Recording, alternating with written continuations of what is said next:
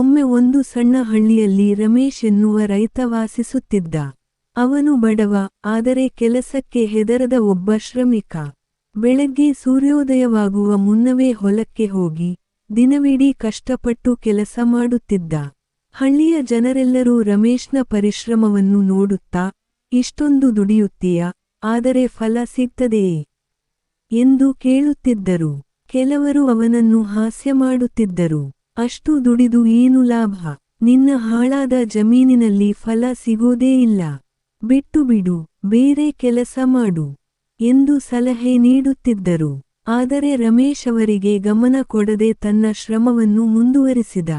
ಅವನು ಪ್ರತಿದಿನ ಮಣ್ಣನ್ನು ಒರೆಯುತ್ತಾ, ಬೀಜ ಬಿತ್ತುತ್ತಾ, ನೀರು ಹಾಕುತ್ತಾ ಬೆಳೆ ಬೆಳೆಸುತ್ತಿದ್ದ.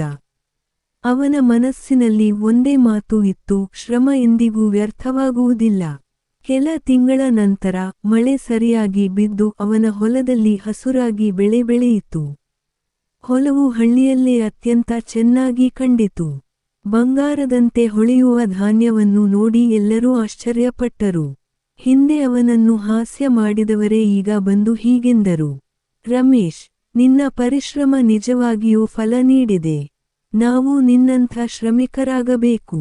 ರಮೇಶ್ ನಗುತ್ತ ಹೇಳಿದ. ಮಿತ್ರರೇ, ಜೀವನದಲ್ಲಿ ಯಾವ ಕೆಲಸವಾಗಲಿ ಶ್ರಮವಿಲ್ಲದೆ ಫಲ ಸಿಗೋದಿಲ್ಲ. ಸಹನೆ, ಶ್ರಮ ಮತ್ತು ವಿಶ್ವಾಸ ಇವು ಇದ್ದರೆ ಯಶಸ್ಸು ಖಂಡಿತವಾಗಿಯೂ ಬರುತ್ತದೆ.